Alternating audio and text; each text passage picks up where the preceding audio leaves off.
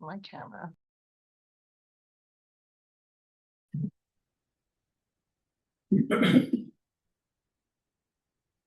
Good morning, or good evening, rather. It's all been a blur today. Good evening. We will begin the meeting in just a few moments after we give time for folks who might be joining us online to do so.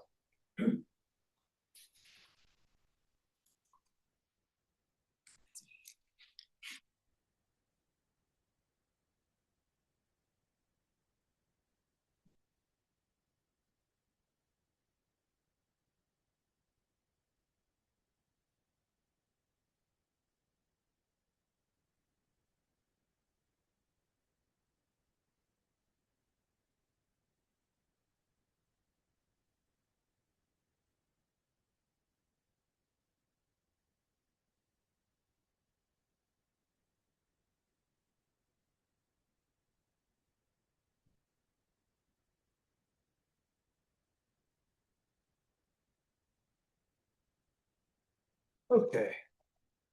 I call this meeting of the South Whitby School Board to order. We will turn first to Director Jackson for our land acknowledgement. Thank you. We live, work, learn, and gather on the ancestral homelands of the Snohomish people. The many tribes of the Coast Salish for whom these beaches, these waters, these lands, and these relationships made the fabric of life, generations past and present, and will make the fabric of life for many generations to come. They've helped co-create what we experience when we live here today, the relationships within which we live and learn. And it's South Whitby School District's honor to acknowledge and learn alongside the tribal communities that make up our community. Thank you. Thank you. Once again, I'd like to acknowledge and thank the Snow Isle Regional Library and the Langley Library for letting us use this wonderful space, as our space is under construction in a significant way. We'll move on. Just to note that this is a business meeting, so this is a meeting of the board in public. As such, public comment will be constrained to the public comment portion of the meeting.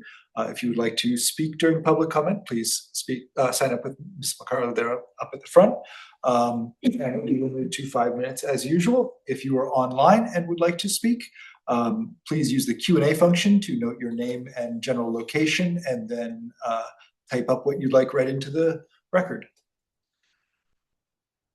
Are there any objections to approving the agenda and minutes as presented? Hearing none, the agenda and minutes are approved as presented. Is there any objection to approving the consent agenda as presented? Hearing none, the consent agenda is approved as presented. We move on to one of my favorite parts of any meeting, which is recognitions. I'm going to turn it over first to Dr. Clifford. Perfect. I'm going to ask Elsa Lehman to join me up here, and I'm going to come around. And I want to thank you for joining us today. I know that you were recognized from in front of your peers right before graduation in the Ox Gym, but we wanted to make sure that we publicly recognized you, the board of directors, myself, and have it recorded so that you have it memorialized. Thank you. So yeah, so you received quite a few awards this year, right? And so there were some that were done at the farewell assembly. Thank you. But these three I want to specifically call out for you. So you received the President's Education Award Program, and it recognizes top scholars demonstrated by SAT and ACT exams and classroom achievements. I'm proud to announce that you have received our top Outstanding Academic Excellence Award in that area. So congratulations. Thank you. And you were also recognized as the Washington Principal Scholar by being in the top 5% of the class based on GPA from this graduating group. So congratulations. And then the final award was Washington State Honors Award Program. And this recognizes students whose cumulative high school GPA puts them in the top 10% of their class. So thank you for your scholarship, for your achievement, and best of luck in all of your future endeavors. Thank you so much. I appreciate it. Yes.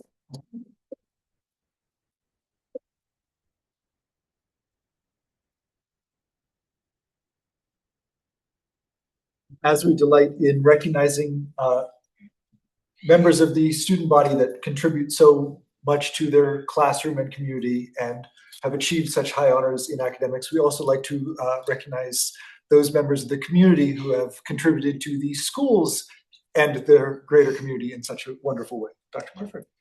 And I actually am wondering if you could, Ms. Macaro, if you could pull up my superintendent's report to the WASA slide. And then Ms. Shelley Ackerman, would you come up? Now that I just sat back down. So every year, wherever you want to sit. I know. Every year, school districts in our regions, we are able to honor and celebrate through the WASA, which is our Washington Administrators School Administrators Association, our students, leaders, and community leaders that contribute to the district and have some significant impacts. And so you have contributed in so many ways and in so many different aspects of the district, starting in PTA leadership, and I think far more before that, but many years in PTA. And then as the board, as the executive director of the Schools Foundation for many, many years, you have led and supported and built and continue to grow the foundation, and have contributed so many finances and grants and resources to the school so that we can enhance and support students' learning and give them excellent and exceptional experiences that are above and beyond what can be possible. And you have made a commitment to make connections, to expand the work and to make visibility the foundation's work. And so as you're exiting, I just wanted to thank you so much. This year it was over $100,000 or almost over $100,000 of contributions.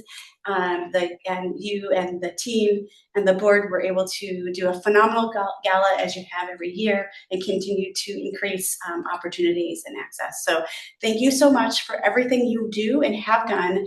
And I know that you will enjoy a well-deserved whatever's next for you, and much needed break. But I just wanted you to know that so you were not able to make it to the WASA ceremony. And so they have this big luncheon ceremony thing. And so I was able to hand you the award at a different party, but wanted to formally recognize you in this community setting. So thank you so much for everything you've done. And we are eternally grateful for your commitment and contribution to the dedication to the school district and our students. Well, thank you for the recognition. I really appreciate that. It means a lot. So thank you.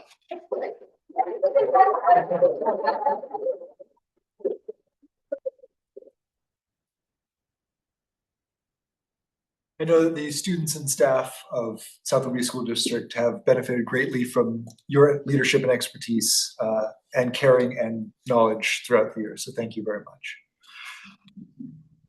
I also know that while we would love to have you all throughout this entire important meeting, people have places to be. So if you want to slip out at some point during the meeting, we will not hold it against you, but you are more than welcome, invited, in fact, to remain through the budget and goals process.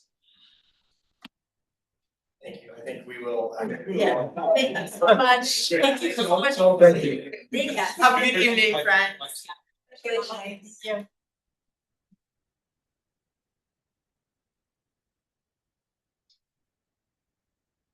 We will turn now to our presentations, and I will turn to Mr. Field for our first step in our budget process, or first step for the board and public in our budget process. Yes. So this is the F-195 budget. That's what the state calls the annual spending budget for all the funds of the district. The adoption's set for July 9th, which is the day after the board will make the decision yearly on July 8th. So this is a work in process. It's 99% complete. There's some very fine tuning to revenue I have to do, reconciling back and forth with the ESD of it. ESD's been very busy because everyone's doing the exact same thing we're doing tonight right now. So there will be no material changes unless they come out of this meeting tonight. So the school district is required to report on a fund counting basis. We'll be going over our 5 funds, the general fund, which is the day-to-day operation of the schools, capital projects fund, which does our tech levy and the bonds that are building the schools right now, debt service fund, which services the bond itself, that paying back of the bond over time, the ASB, which is the Associated Student Body, and then our transportation vehicle fund that buys school buses. Here are the RCEWs listed that require this process. I won't read them back to you. The links are there if you want to read them in depth, but it's all set up by the state per these RCWs. Here's our schedule. June 23rd, we're having our meeting now, or it was available on the 23rd, is actually available a little bit before then. Review today, budget hearing on the 8th, adopt on the 9th, and then I'll push it up to the state on August 1st. So it's required by state law that our budget has to be balanced, which means beginning fund balance plus all our expenditures for the year, less our plus our revenue for the year, less expenditures can't be a negative number. So that's just set in statute, and we don't have that problem. So this is just one of the requirements of the presentation to have what the stated fund balance percentage is at 1/12 or 8.33% for our school board policy 60/20. And so from the legislative session, what happened this year, IPD adjustment was 2.6%. So that's what the state runs through the prototypical model and increases all the revenue from the state to us at 2.6%. Along the way in that, our health insurance went up $932 per person that qualifies. So any employee that works 630 hours qualifies for said benefits, and that cost went up $932. So it went from $15,684 to $16,488 per individual that works over 630 hours per year for the school. Transition to kindergarten funding decreased across the state, $27 million. We're fortunate that we still were able to keep our 15 allocated FTE from the state. We'll likely have more than 15 ITK students, but the state's only funding us for 15. On the bright side, last year they limited the same amount, but as people didn't use it, they reallocated the folks. So hopefully if we get more than 15, they'll do the same thing and we can pick up some extra dollars there. And then school bus depreciation, they stretched out the depreciation schedule to help save money in their budget. It affects us, but not really. We have a pretty good balance in our transportation vehicle fund. So it won't prevent our current replacement cycle that we're going through. So the big issues affecting South Whidbey is our enrollment uncertainty. Everyone's aware of the slight uptick that we have, but is that going to continue? Increase in insurance premiums. This is part of the reason you'll see how much fund balance we're using this year. I was told back in March that we should budget an 18% increase. In the very end of May, we were told it was going up 28%. There's other districts in our ESD region that went up over 60% in insurance premiums. Getting that information that late after you've gone through your RIF periods or ability to RIF teachers or other staff puts you in a real bind because that insurance cost is coming. So that was a little bit of a unfortunate news when it arrived because there wasn't a lot we can do to correct staffing wise at that point to try to bring the number closer, but we're still going to be okay. And then inflation, like everybody's feeling, and the cost of fuel and everything else is more expensive across all regions, all sectors.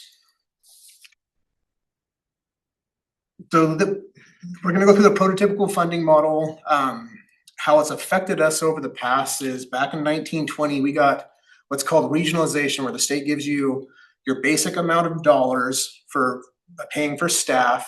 And then depending on the region you live in, they gave you increased funding.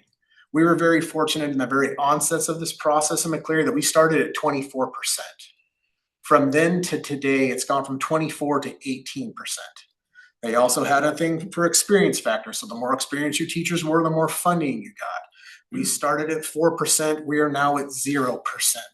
So what this graph shows that even though when the state passes through 2.6%, our biggest expense is our classified teachers and our certificated staff, our certificated teachers and our classified staff. Our additional funding from the state for those two things has decreased every single year, except for this year. It's finally all going to pass through because it's the same 18% regionalization as all we're getting all we're getting compared to the prior years.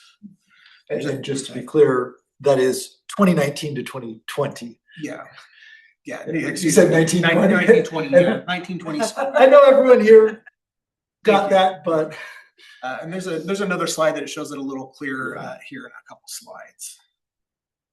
So the prototypical funding model, the state has calculations that pays for our certificated instructional staff, classified staff, and certificated administrators. They give you, the state has a number of teachers per student. We staff above that. Nearly everybody in the state staffs above the prototypical model, but it is the model they use for funding. So we'll go through that a little bit as well here in the next couple slides. This is the slide I was referring to. The blue bar across the top shows the IPD that was passed through by the state in 2021. And when you look at the actual funding for teachers in that first green line, our actual funding for teachers year over year went up 0.01% after they started reeling back regionalization. So in the 24-25 to 25-26, it's the first, or the 26-27 school year is the first time that the state passed through 2.6%. And that's actually what we're going to see in the funding for the teachers. We don't have a rebalancing because they're taking away in other areas. So that's somewhat good news. We're not having to fight the declining funding. So we're gonna go through enrollment here. This is through May. The June numbers are in, but I didn't get it into this presentation. You'll see that in my monthly report here in a little bit. So we ended the year about 100 students over budget, or a total average FTE for basic ed of 1192. So that's just for comparison as we go to the next slide, which is our budgeted number. A few months ago, I went through the more detail the process I went through. These numbers haven't changed from that meeting, but for the folks listening tonight, we look at a 3-year average. We look at cohort survivals for 3 and 4 year cohorts. We look at a straight roll forward, and then we take a blend of that to come up with our figures of what we want to project for the next year. We took a little bit of a conservative approach, and after that analysis, even rolled it back just a little bit, because there's just, we have 2 years where we've had increasing enrollment, but we're still just not confident after 15 years of declining, like how fast is this going to keep going up, or is it going to keep going up? So that's how we established our basic ed enrollment. At 1132 is what we're going into the year. It is the highest budgeted enrollment that we've had in the last 10 years.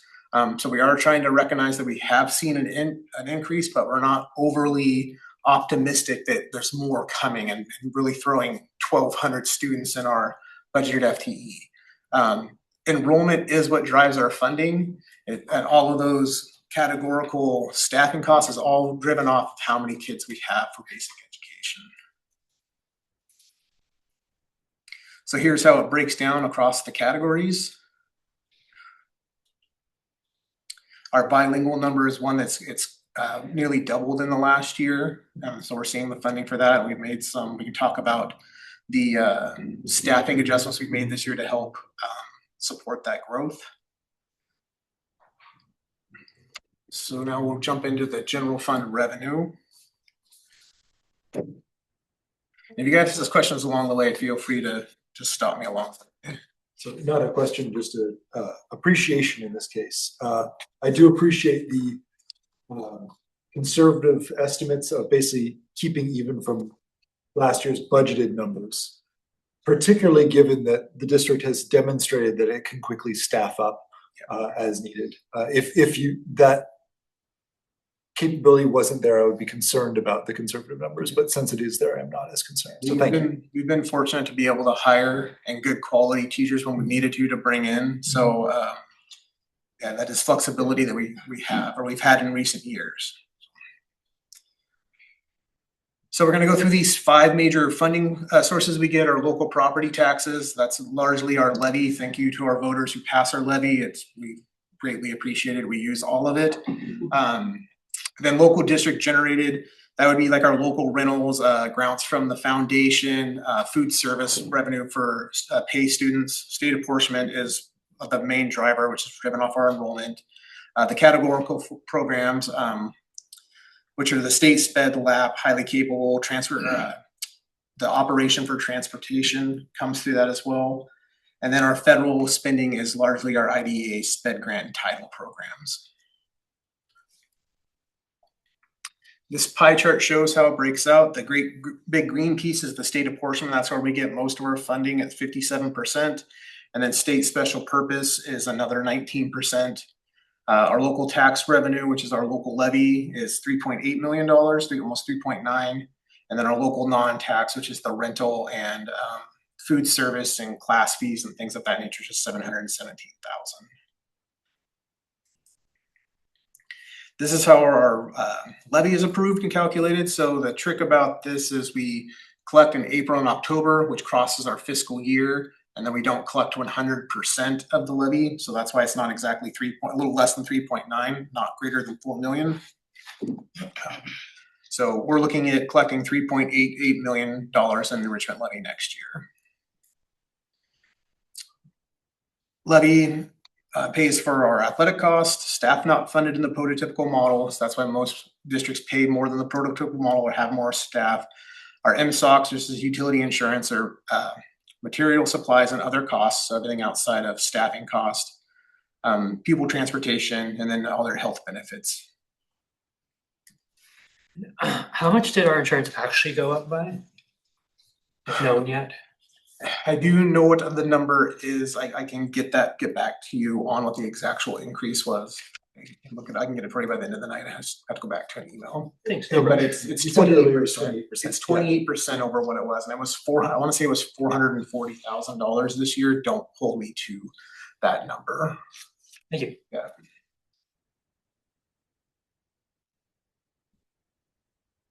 Okay, so this is just the breakdown showing year over year from 2021 to 2022 to our currently budgeted 26-27. For revenue specifically, I've estimated what our ending revenue will be. When we get to expenditures, I'm comparing budget to budget because what we've seen on our budget status that we're nearly using all of our expenditures. So that's the cleanest way to say this is what we're going to compare to. So the 25-26 revenue is an estimate. The 26-27 revenue is our budgeted. So our higher levy collection, there's a difference between grants. We had a big grant year this year with the foundation, and a couple other things that came in. And then rentals and leases is just a conservative number, just pulling back. It fluctuates a little bit, but it has been getting pretty consistent, and we're getting more and more of our spaces occupied. State revenue, it's just I can read through it and go by. There hasn't been a lot of changes. The green item is a $500,000 capacity. So we do a capacity entry on the revenue side and on the expenditure side. So it makes the bottom, it's zero effect on the bottom line, but that way we have space if we need to do something extra or special, or we get some other grant we're not expecting, we have the spending capacity to be able to spend it. And that's consistent with how we did it last year. If, for instance, our rentals are over $446,000. We want to And we spend the money. budgeted 400. Yeah. Part of that would go into that 500,000. Yeah. Which it is not a break even. Right. So that is a perfect Yeah. example. The state special pilot programs, you'll see it goes from $70,000 down to 28. That's where the outdoor learning grants used to flow through that number. So not seeing that is where we tick down. It's a little bit higher because we didn't have those grants this year, but we applied for some other state grants. Reducing restraint and isolation was one. TPEP, which is the teacher training program, which we haven't done in the past, is another. That's not a huge one, but there's a couple other state grants that we haven't done in the past that made that number jump up. And in the future, we probably won't have those. And without the funding for the outdoor learning programs, that's where there's that biggest decrease right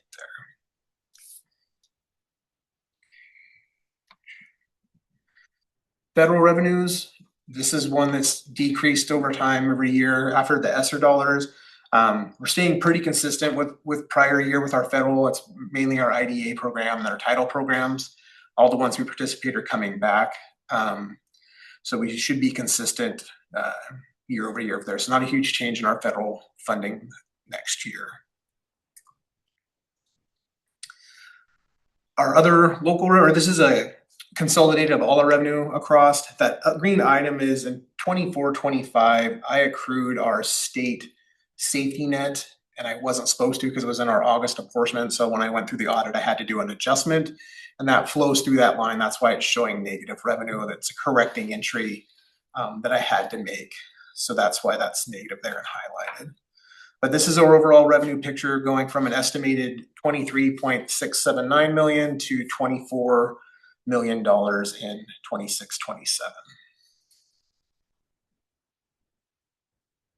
And this chart here shows our revenue over time and our average percentage increase in revenue on this graph from 21-22 fiscal year to 26-27 projected. The average increase is 1.7% revenue per year. And so it looks like bigger numbers, but that percentage increase is pretty flat over year. Yeah, and that, what is it?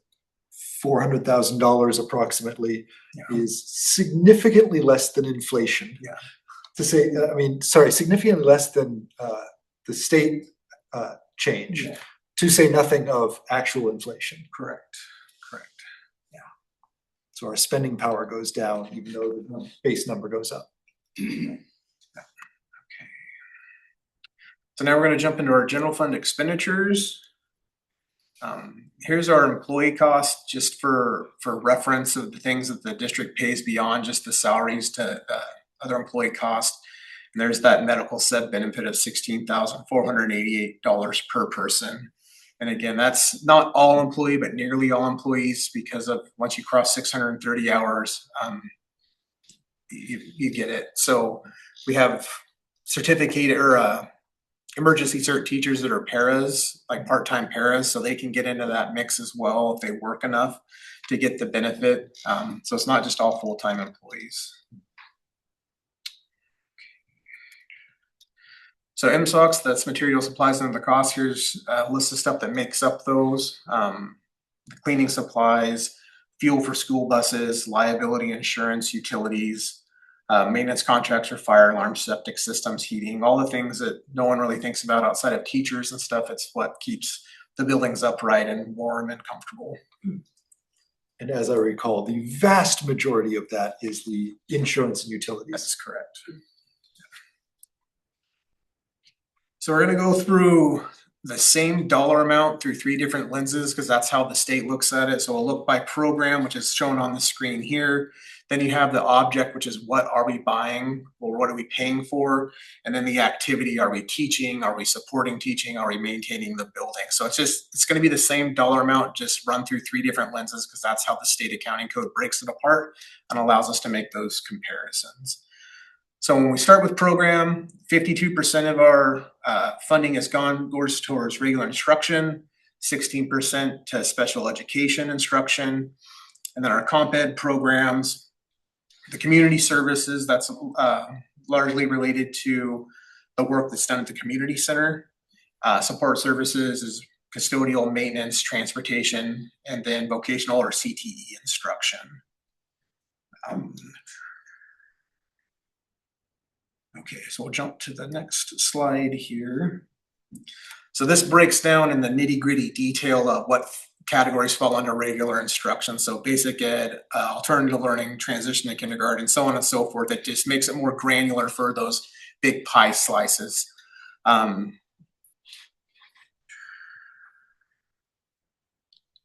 when we look at the ALE instruction is one I want to call out. It's the second line down, program 02.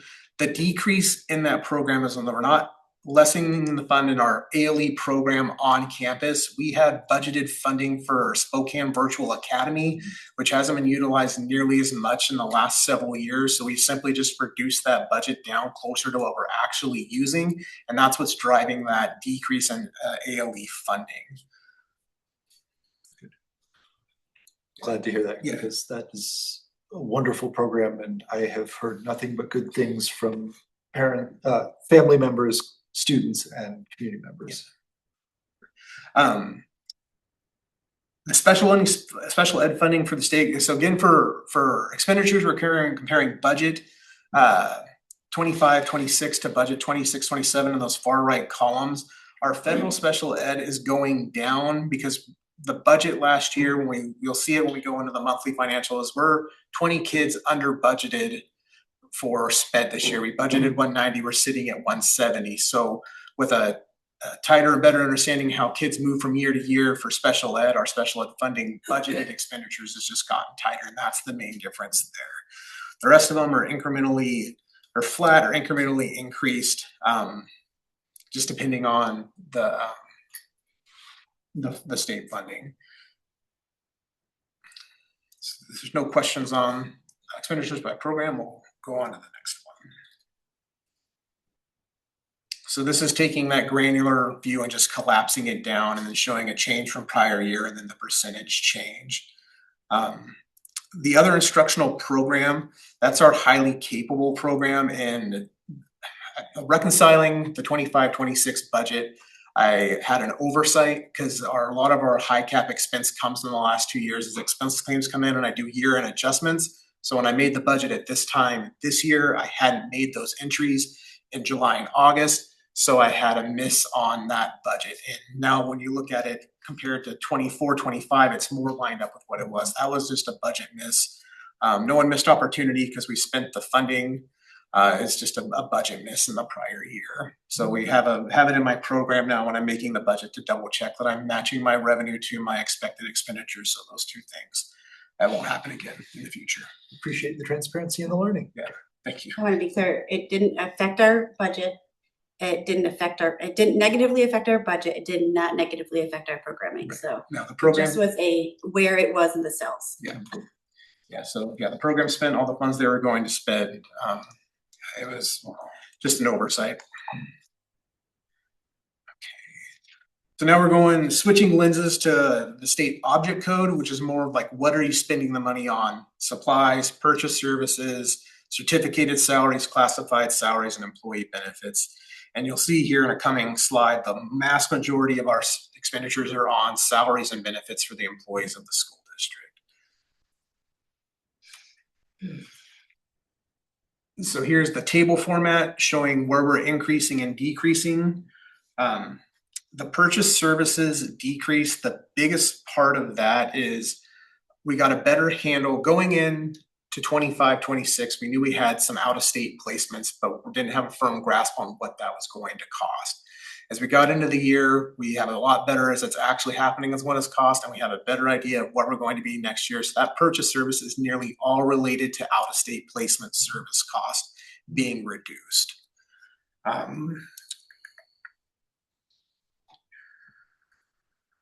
Yeah, and for folks following along at home, you can see that the change in salaries and benefits being from 6 to almost 10%, whereas our revenue increase is, what was it, less than 1%? Yes, correct. Yeah.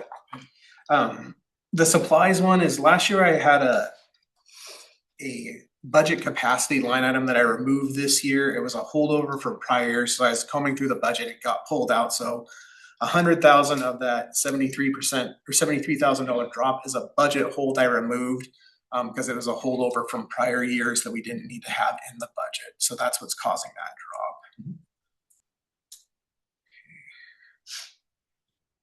So here's in the same information in graph form, just a different visual representation over time of where our increases in spending go year over year. Okay, and then this is the pie chart that shows the MSOC's cost of 17% compared to the employee cost of 83% of running the school district. It's same information, just a slightly condensed lens.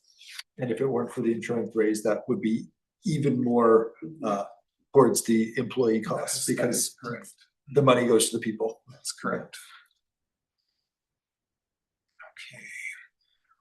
Okay. So activity, so you have the program, like what are we teaching, and the activities, what are we doing? So 58% is teaching activity, 12% is teaching support, building administration at 5%, and then central administration of 9%. Other support activities, think support service, custodial maintenance, 16%. Bus drivers are in that group as well. So again, the same year-over-year comparison and the dollar amount and percentage change. The decrease in teaching support, again, is that same reduction in out-of-state placement falls in that line, and that's why that's down. Everywhere else across the board, it has increased. And without that, it would be either about even or slightly increased also. Yeah, so the other support services, the main driver of that was our increase in insurance and utility cost year over year. That's the 11%. The central administration is the additional administrative staff we've hired this year, SPED director. Yeah. Um, And the standard, the usual increases. IDP and all of Yep. the step increases and salary increases, yeah. Just to reassure people that know the new special ed director is not getting $270,000. Correct, yes. So yes. Thank you for that clarification. Yeah. Okay, so this is a required disclosure. There's a second attachment that breaks it out in a little more detail that Dr. Clifford has to sign on behalf of the district, but the state funds us for $1.7 million of MSOCs. The district has a budgeted of $2.9 million, nearly $3 million of MSOCs. That means our local levy is going to pick up the difference of $1.2 million. We spend all of our MSOCs money. There's more scrutiny on it because the state passed MSOCs increases. It's still not covering our cost of MSOCs to run the district.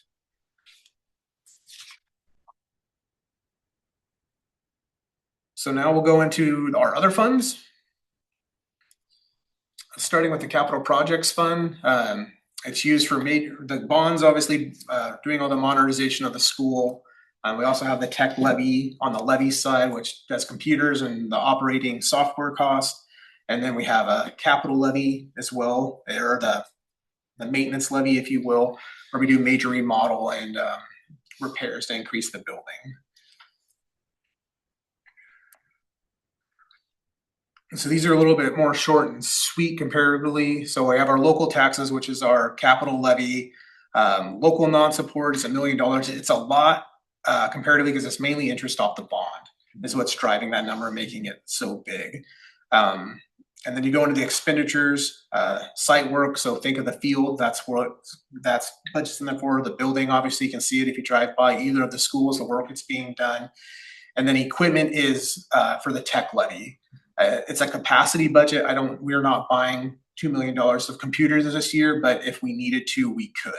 So this budget is a capacity budget. I want to be able to spend all the money if something happens and we need to. So it's always kind of spend it down, give the capacity to spend it down. So with that, is there any questions on the capital side? Next is debt service. Debt service is strictly collected to pay the bond back. Pretty straightforward. We collect the money, then we turn around and pay it out in interest and bonds. It shows that we're ending with $1 million. That's just due to the timing of when we pay our bond payments. And you'll see in the F195F, the 4-year plan, that we get closer to it being down to just like $50,000, $60,000. But it's just a timing of when we actually make the payments of why that balance is as high as it is. ASB fund, this is the students' money. I only do this budget so they can spend all their money if they want to. There is something to notice here that you'll see in the F195F, which is the 4-year plan, is their athletic revenue is about as half what we expect it to be because the football field is out of commission. So all of our football games this year are away. Next year, all of our football games are home. So we'll go without 8 games, when we're going to have all 8 games home. So that number nearly doubles next year. So they'll make it up. They have a good fund balance, so they'll be able to weather this storm. But I'm working with Kimmy and John Summers and Mr. Baird. Like, we need to keep an eye on this because the cash flow is going to be a little bit different this year. So that's why they're showing that they're spending so much more money than they're bringing in. Typically, I want to see that break even. They bring it in and they spend it in that year. The kids that raise it or the kids that spend it. But this coming year, they're going to dip into their fund balance. Oh, and that's why we carry a fund balance.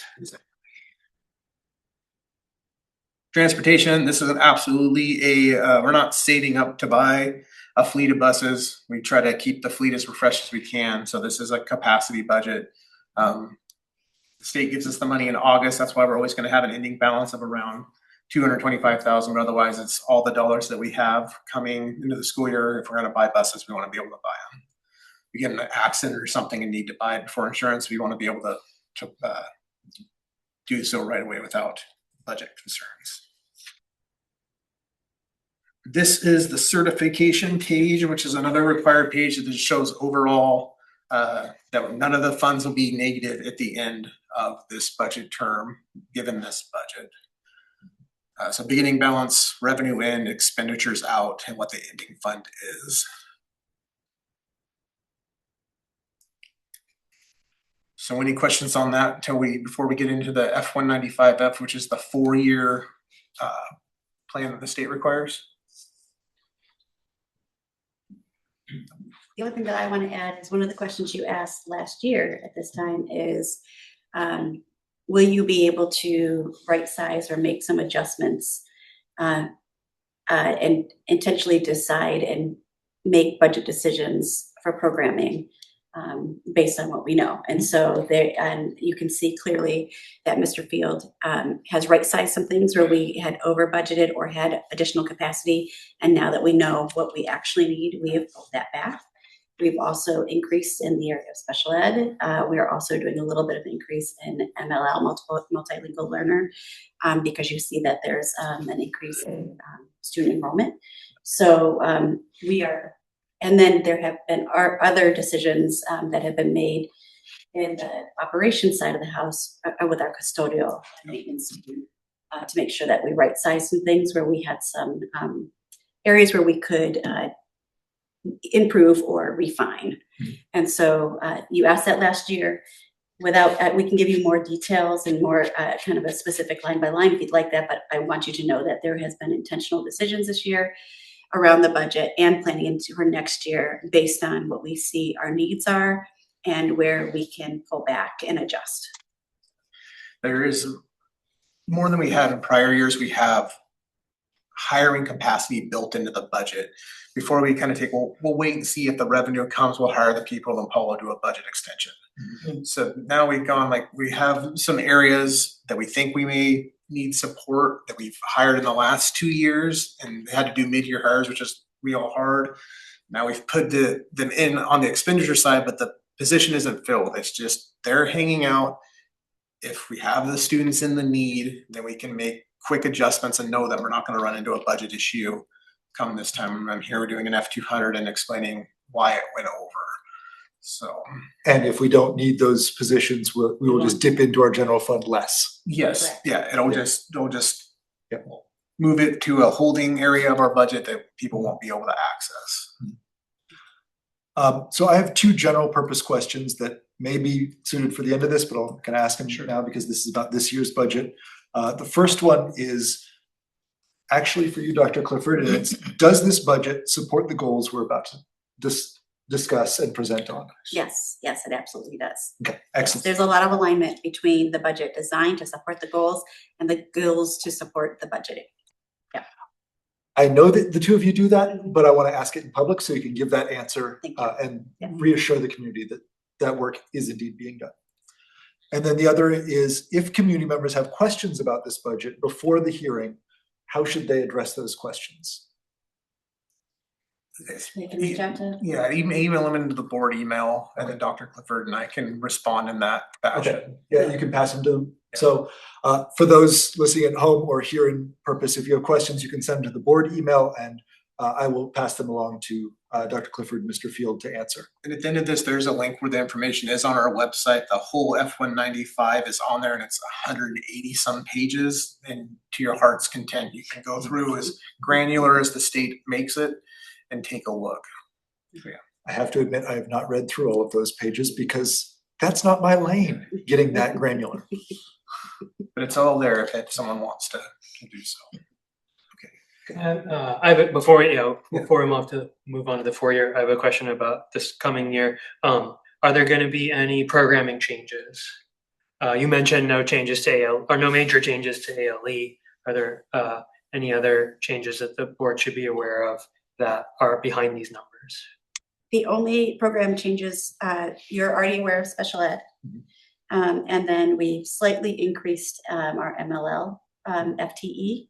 And then this is going to be a year of restructuring to see if we need to change that even further. So those are the two main ones. I know that there was some on the operations side. So that, to clarify on that MLL increase, the number overall FTE didn't change. The Yeah. percentage of people's time being used was adjusted to provide more time to our MLL bilingual class. So we didn't overall change FTE. We took someone's time and increased it more in that area and less in what the other items they were teaching. So to validate with the submission of Principal Richards, ALE is holding strong. What we did differently for ALE this year is that in the past we've said, this is the amount of seats we have and this is the staffing we have, and we're going to keep it that way. This year for enrollment, it's open enrollment. And just like at the elementary school or at the middle and high school, once we have all the students enrolled and they show up at the beginning of the year, if we have more students than we have staff, we've built in a buffer so that we can respond and add staff if we need to. So differently than we have done in the past. Excellent. Yep. So I think we're continuing to manage all of our programs and maintain. Thank you. Mhm. If I may sum that up. Yeah. No reductions in programming, No a few reductions. expansions. That's correct. Excellent. Sorry, advertising me. No, it's good. Perfect. Thank you. All right, so the F-195F is a 4-year projection that the state required us to do starting about 3 or 4 years ago, I think it was.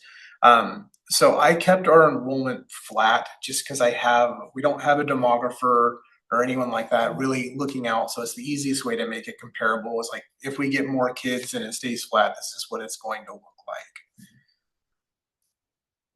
Our revenue projections, I just took our revenue and pushed it out at 2.6% because that's what IPD was in the last year and just kind of stretched that out for like, this is what it could look like. For expenditures, I did the same thing, increasing by 2.6 with the caveat of bending the spend curve so we don't go underneath our the board's policy of 8.3% fund balance. I'm sorry to interrupt. Yes. May I ask a question? Yeah. Can you elaborate on how you changed that spend curve? I looked at the overall bottom number and it's like, if we had to cut, staffing is the biggest.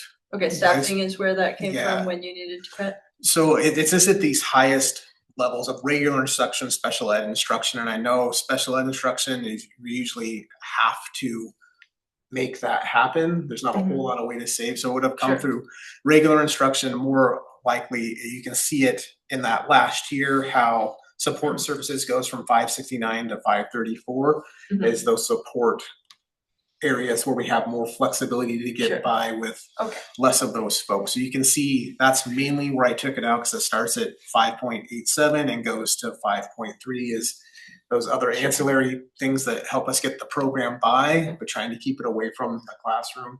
This is really just an exercise that the state makes you do. I didn't go overly in depth because we're right now we are not a district that's bumping up against the state's fund balance requirements. Sure.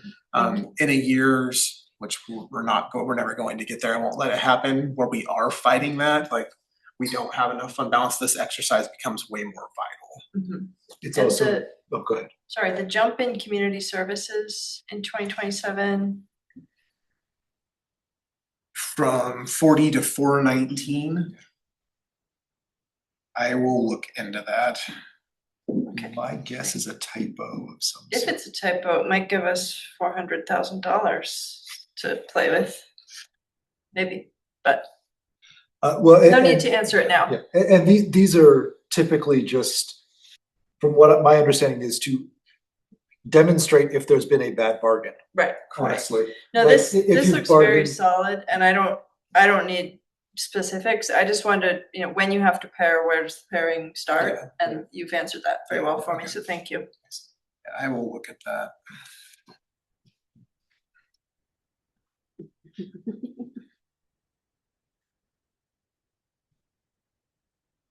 And please pardon the interruption. No, it's okay. That's why we're here. I've been doing it the whole time.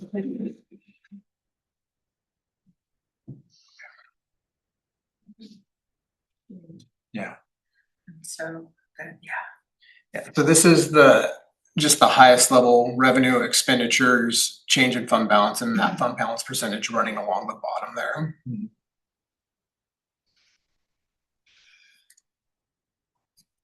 So capital projects, this is spend the bond and then finish the bond work in 27, 28, and then as the levy comes in, spend it out on splitting it between technology and maintaining the buildings to the end.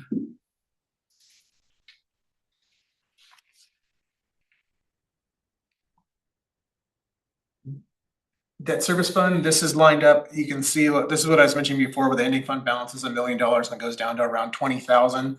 From 27, 28 to 29, 2030, that's running just right off the amortization schedule for our bonds. So paying that stuff out, tied right to the bond and interest tables we get from the two bonds that we have outstanding.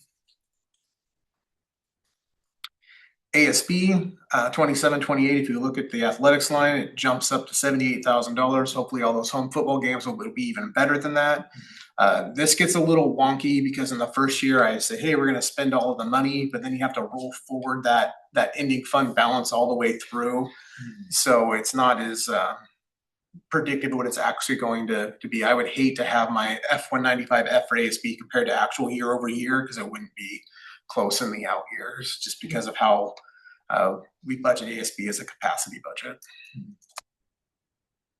Transportation vehicle, same thing. We collect the money in August and we turn around and buy a bus the next year.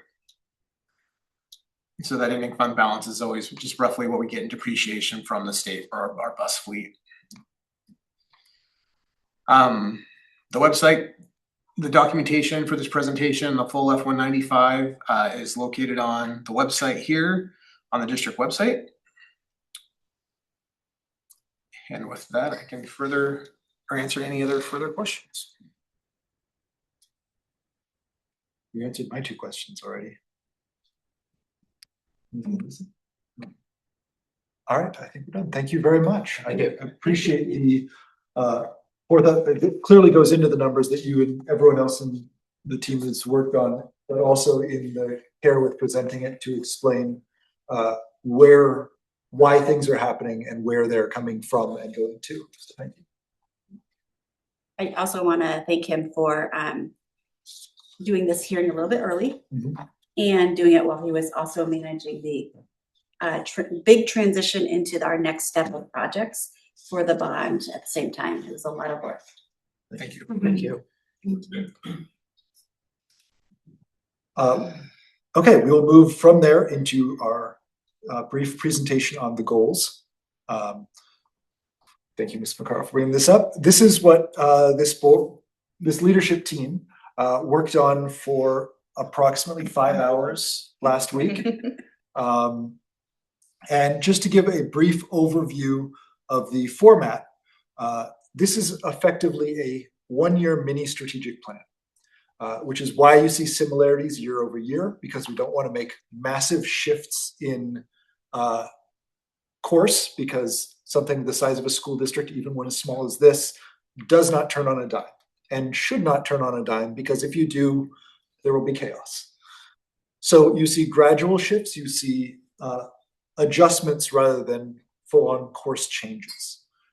With that in mind, we have 2 levels that are, I brought up the wrong, you have the right document. I brought up the wrong document that I was looking at alongside. There are 2 levels of this that are board business, and then another level beneath that that is superintendent/district administration business. I'm going to address the top 2 levels, and that is the goals and the pillars, and then beneath the pillars we have measures. So the goals, there are 3 overarching goals, and those are social emotional learning, academic growth, and logistics.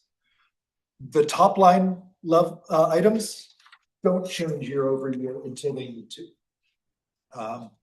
Logistics gained more emphasis a few years ago as we were starting discussing bond work. But those top three things remain the same. However, the description of what we have in the goal in that area changes year over year. For instance, last year we had equity looks like statements following each of these goals. This year we've decided to bake those into the goals themselves because they aren't an add-on. We want to remind ourselves that equity is not an add-on. It is part of what we do. It is what we do is provide an equitable education to those students who come to us. And so we have, for instance, I'm not going to go through each one line by line, but I'll use the first one as an example. Goal 1, social emotional learning.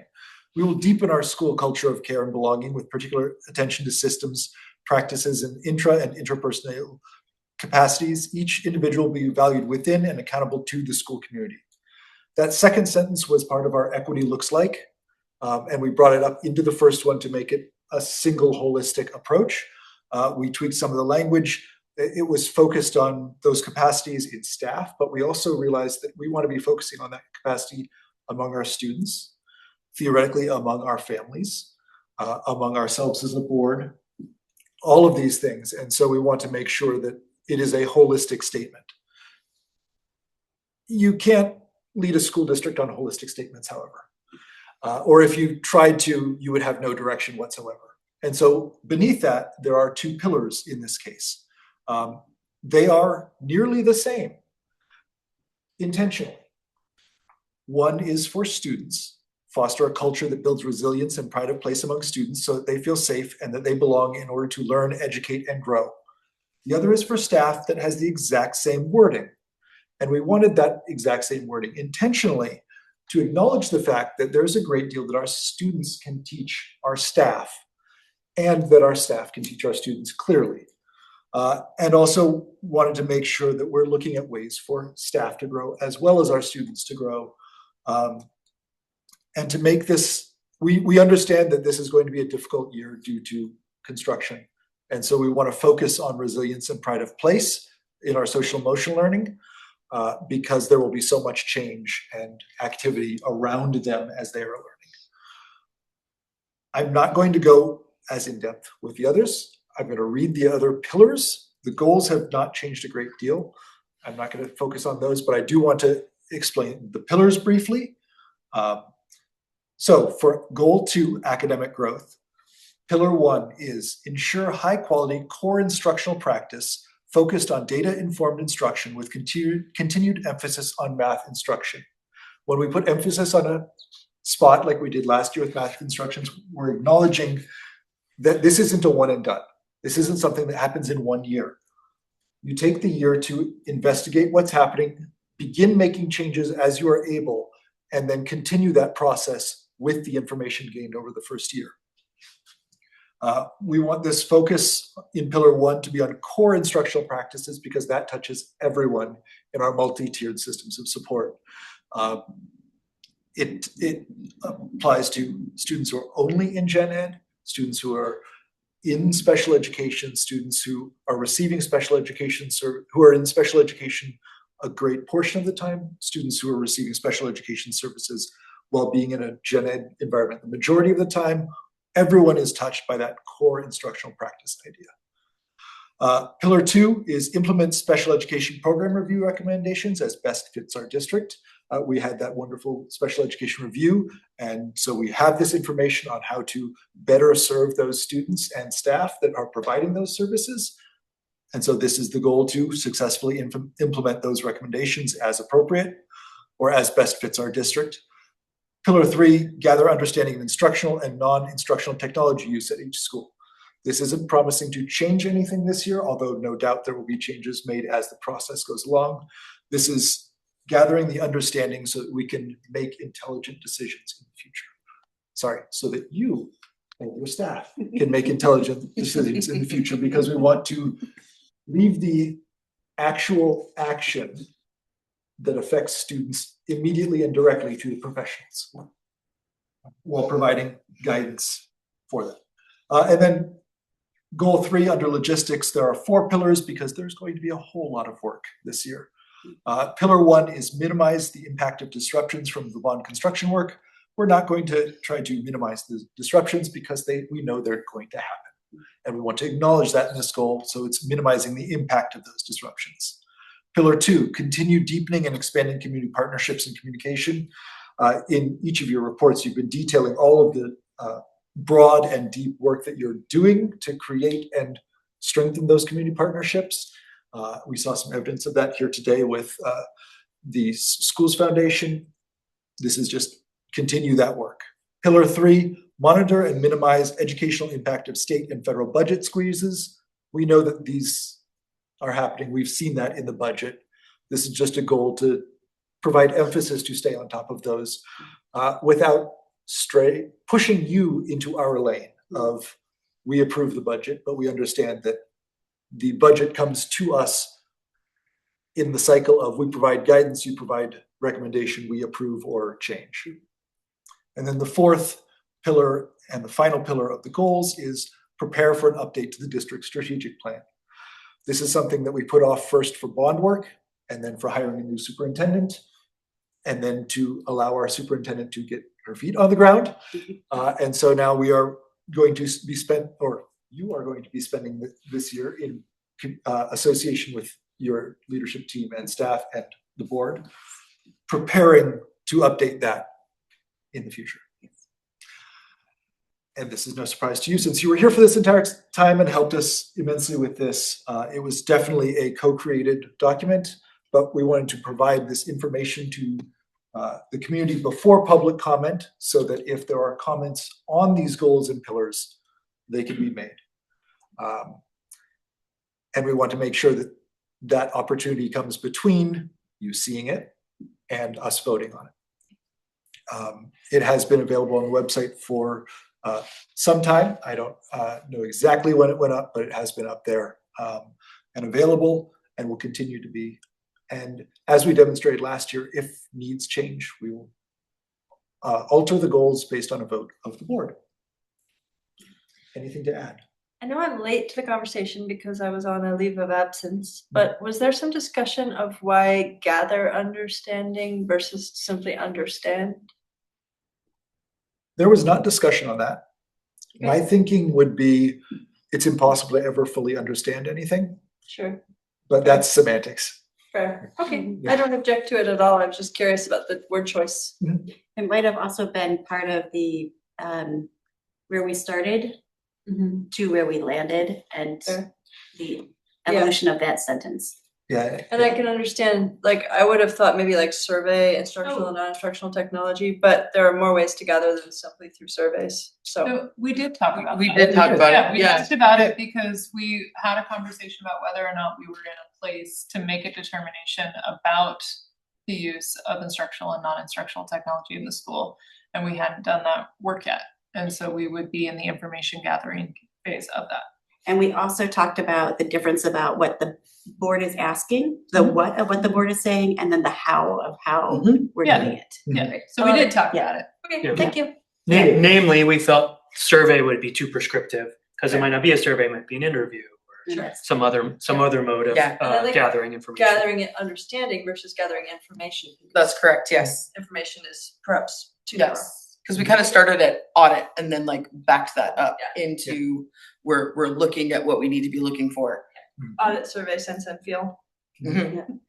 And I think I see you have a tab because I created, I also have activities and measures. So I created a draft, something that I brought to you in the fall of last year. But I'm in a different place, so I was able to draft some things. There are a few tweaks to this, but it's actually my plan for implementing these goals. And so is that tab right here? And I don't know if you want to see that. Yep. Before we Yeah. move on, Okay. would now be the appropriate time to make a friendly amendment or should I wait till we're actually in debate? We are not even in new business yet. This is part of the presentations. So you could talk about things now, but Okay. the amendments would happen during new business. So heads up, I noticed that goal 3 isn't worded with this active "we will" at the beginning of it. And so I have a friendly amendment that will kind of just shuffle around the wording without changing any of the meaning so that it matches the other two. Excellent. Thank you for that noticing. Do you want to see how I will have the draft of how we plan to actualize these goals this year? Love to see it. Okay. So this is a draft, but you'll see, and I will separate it out, but what we're doing for both the student and the staff for SEL, for our social emotional learning, is going to be, it will be tailored, but the topics are going to, the activities are going to be similar. And so I merged them into one. But we're going to continue. So interrupting hate speech is the next step of our Speak Up training. And so we're going to deliver that. We also are exploring digital safety, social media training. We will implement student and staff recognition programs. You heard from the administrators that we need to make sure that we slow down and we build in, not slow down our work, but slow down some time to build in specific breaks throughout the year to just recognize and celebrate, because being in the middle of construction is a lot. And actually, even if we weren't in construction, the progress and the work and the commitment, it's really good to make sure that we are recognizing and supporting and celebrating. So we are going to build in some intentional work to really support our SEL of our students and staff by making sure that we do recognition.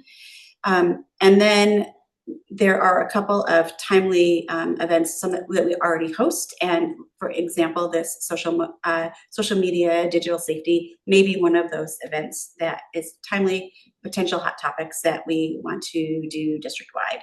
As you'll see, we will continue to do a staff and student survey, at least a minimum of 2 times a year. There were some that we did 3 times a year this year, 3 engagements, and that can be 1 per school.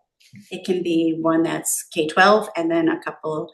We know that our schools do more than 3 engagements, but specifically on some of the topics that we want to really focus on this year. And then also our intent is that 100% students and staff complete our required training around interrupting hate speech.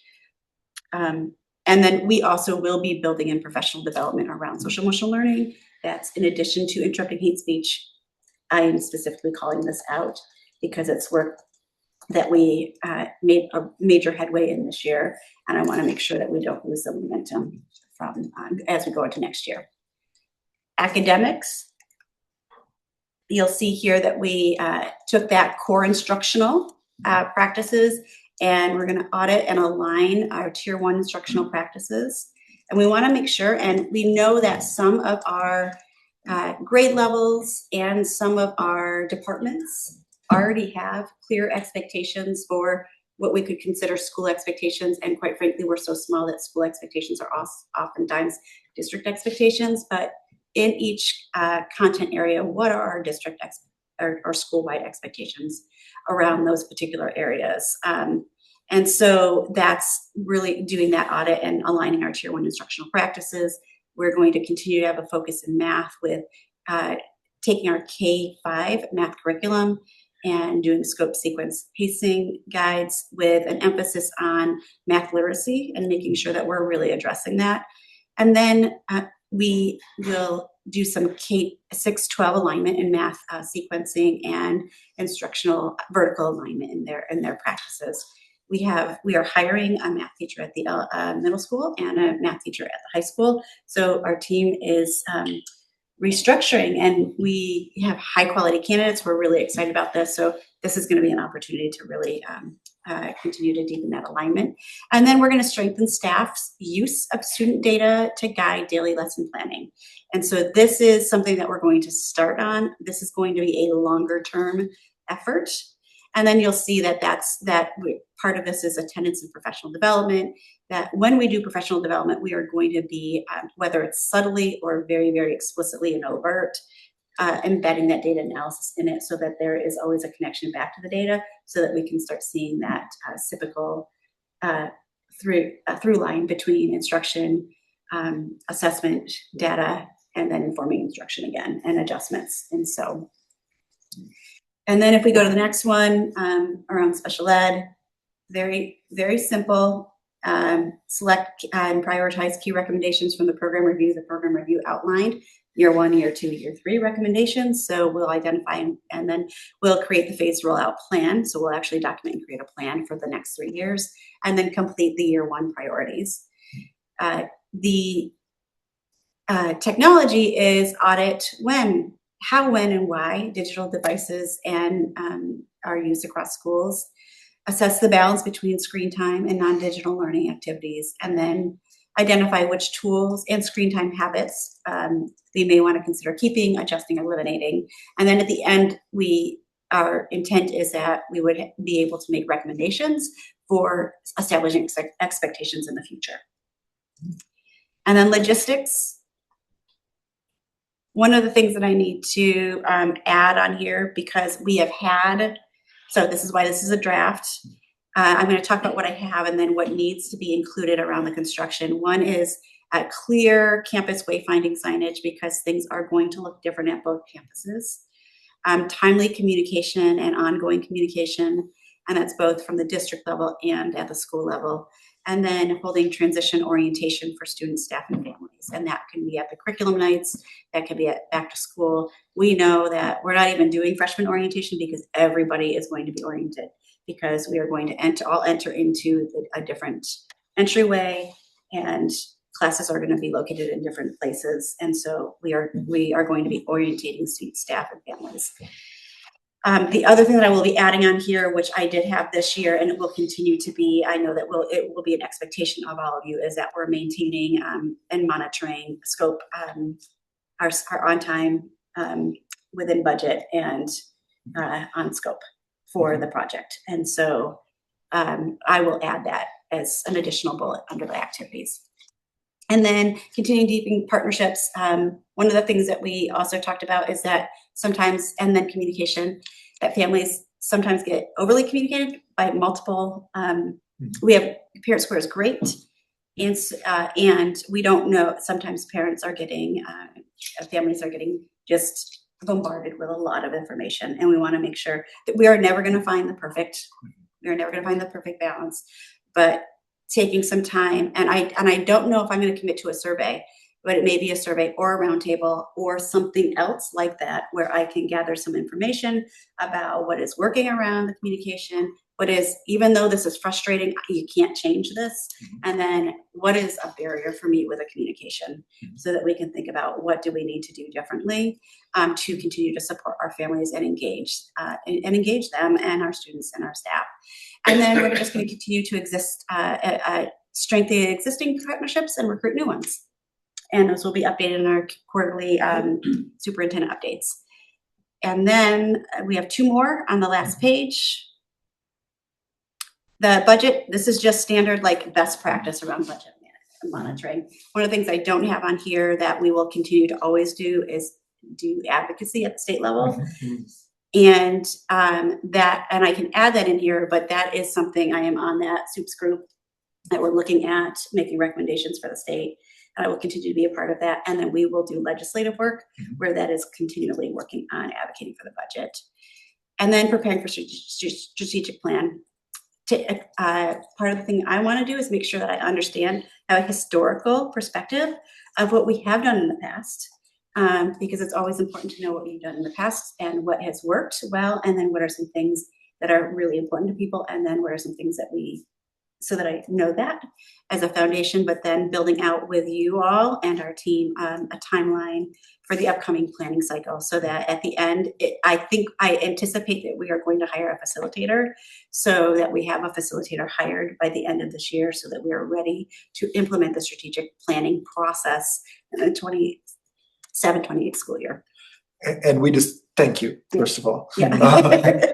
There's a lot there, and it looks like it supports what we've requested very well, in my opinion.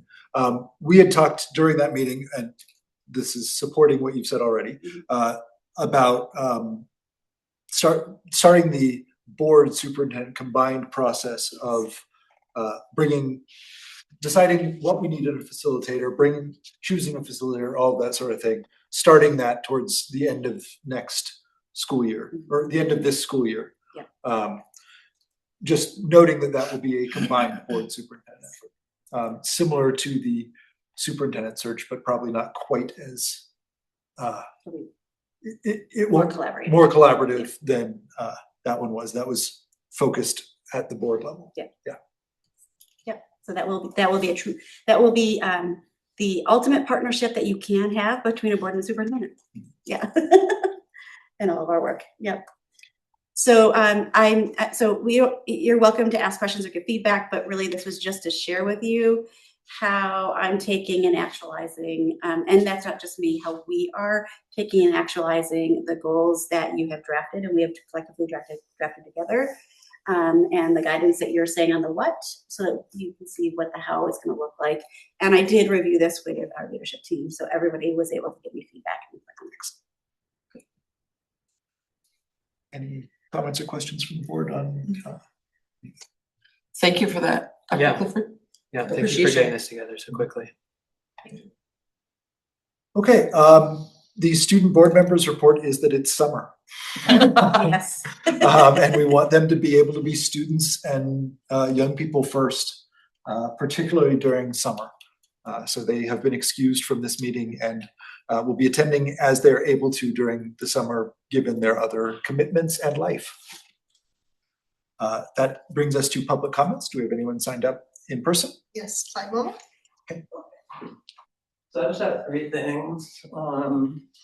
One is I want to thank you for recognizing Shelley and Elsa. I worked with Shelley for 9 years on the board, South of the School Foundation Board, as her vice president. Anyway, I've noticed that if something has to get done, she'll get it done. You know, and with a volunteer board, that often she will get it done. You know, and it's probably the easiest vice president job I've had on the board because she asked me to do things, but she does most of it herself. Also for Elsa, I worked one-on-one with her since 5th grade, and we met every week for an hour. She's an amazing kid, and I'm glad she was able to be recognized here. I think it was very special for her and her family, and it was very special for me. Okay, the second thing is the budget. I just had a couple of questions about it, general questions. One is, you mentioned highly capable learning. I was wondering who the contact person is and what the funding is for that. I couldn't pick it all up as all the numbers were coming, and I can email you these questions. For ALE, kind of my anecdotal observation is that they're weak in math, to be honest, in terms of the amount of instruction they get, quality and amount of time, even, you know, on that. And so it would be interesting for me to know information like how many FTEs are there for math? How much class time do they spend, you know, in math class?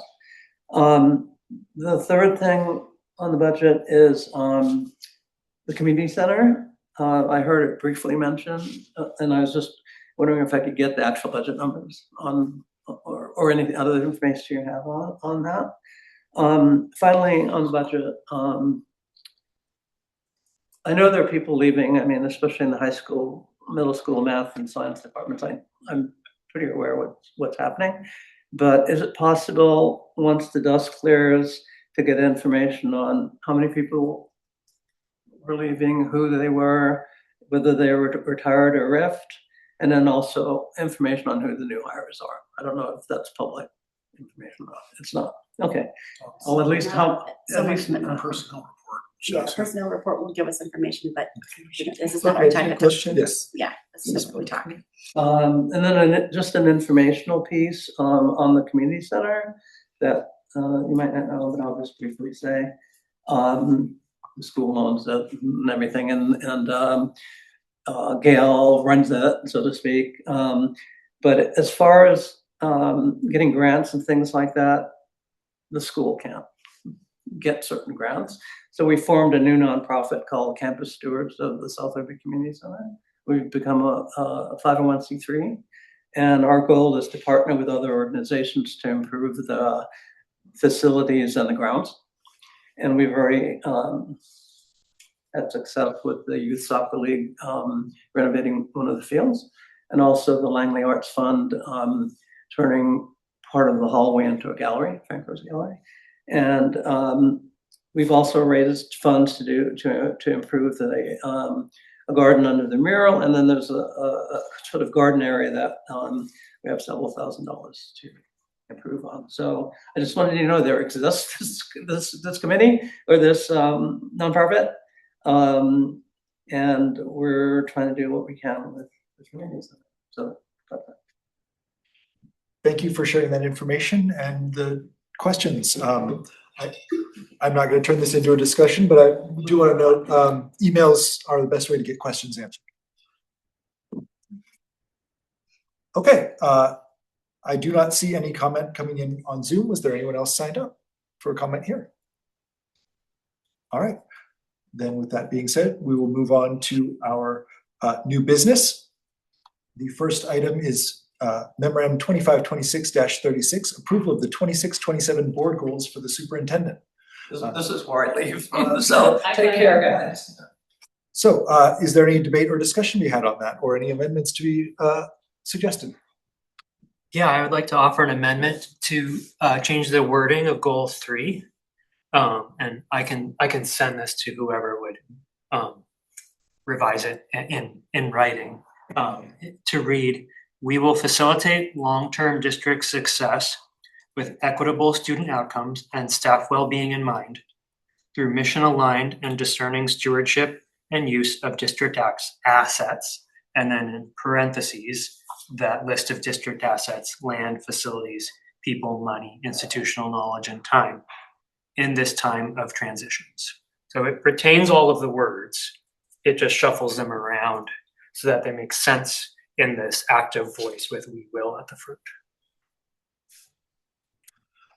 So if I may read that amendment back just to make sure that I have it captured. We will facilitate long-term district success with equitable student outcomes and staff well-being in mind through mission-aligned and discerning stewardship and use of district assets, land, facilities, people, money, institutional knowledge, and time in this time of transitions. Correct. Okay. So I have captured that amendment if it passes, to be changed if it passes. Is there any discussion to be had on the amendment? Hearing none, we do not have student representatives to provide advisory votes. So all those in favor of approving the amendment to shift the order of wording to provide an active "we will" statement, please say aye. Aye. Any opposed, please say nay. The amendment has passed. Is there any further discussion to be had on the goals themselves as now amended? I just want to note, I appreciate the intensive work that went into this. The 5 hours was a fascinating collaborative approach that was both entertaining, tiring, and I think will provide solid guidance for district and you, Dr. Clifford, and I hope that's true. I agree. Okay.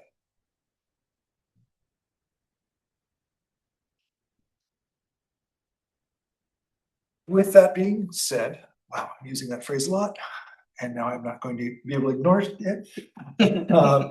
Okay, all those in favor of approving this memorandum and these goals as amended to change that third goal to the active "we will" voice, please say aye. Aye. Any opposed, please say nay. Memorandum 2526-36 has been approved as amended. Memorandum 2526-37, approval of resolution 706. I'm going to turn this over to you, Dr. Clifford, to mention the emergency procurement of water lines and fixtures, and I expect you'll probably turn it directly over to Mr. Field. We are going to tag team this, so Okay. I'm going to have Mr. Field start, and then I will share some information and so that you can have a little bit of context behind this. Excellent.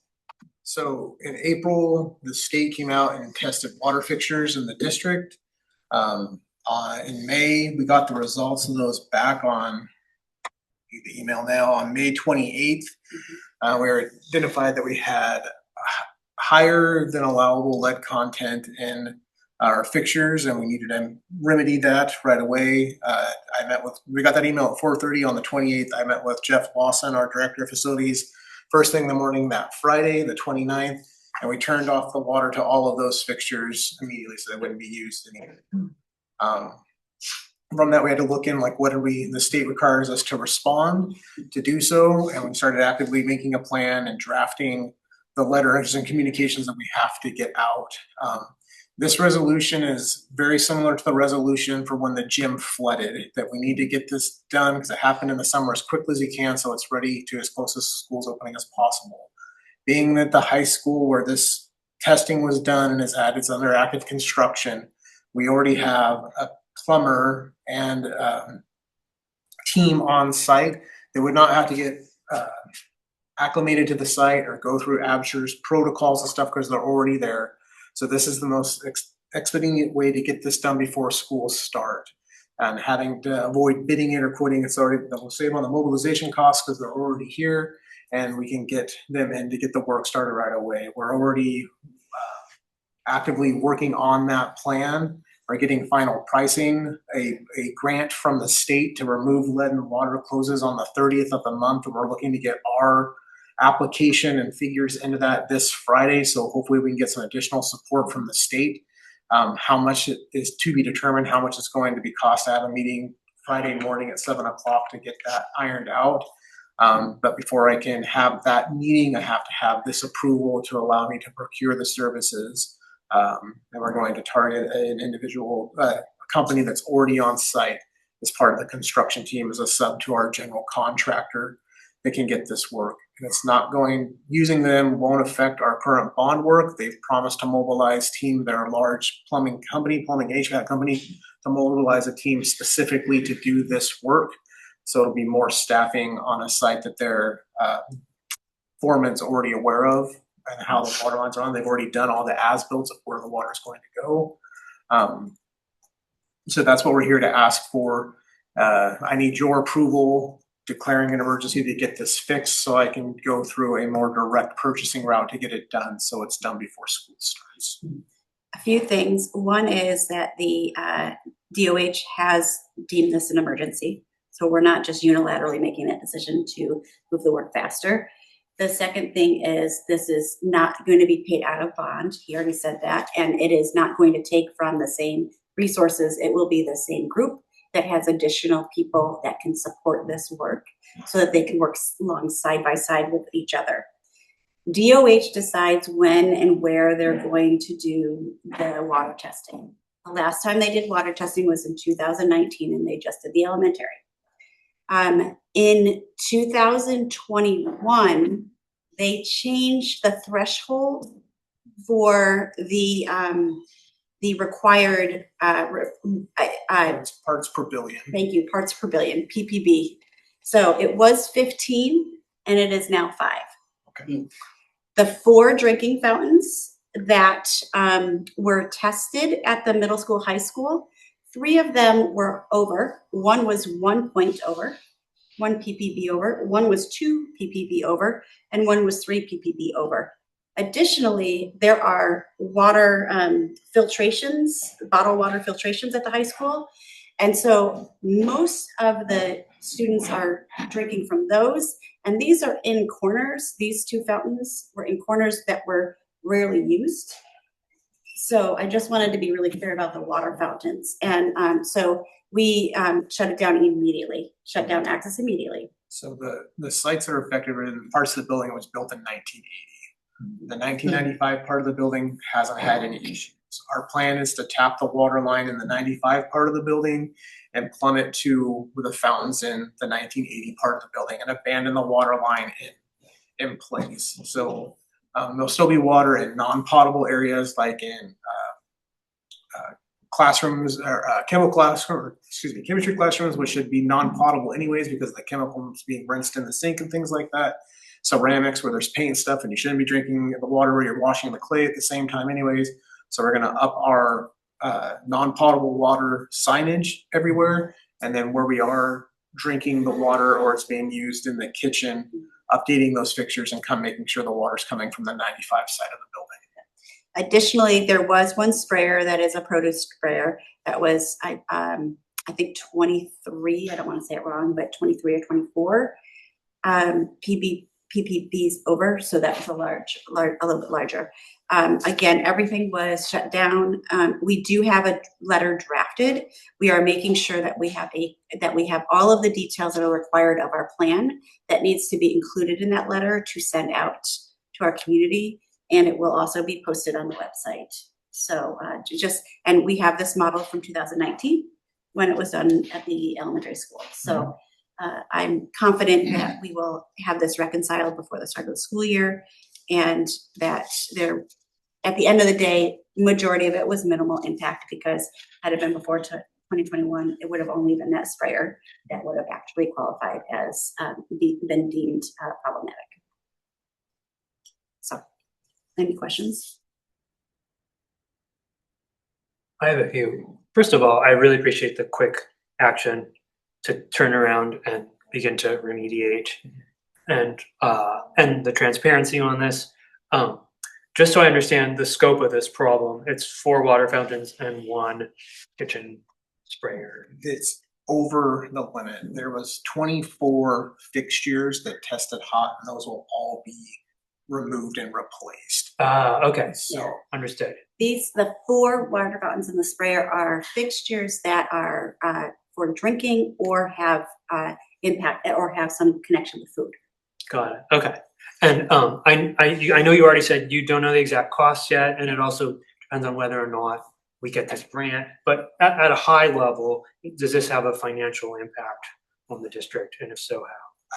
I mean, we'll be coming out of our capital levy. We have capacity in our capital levy to cover this.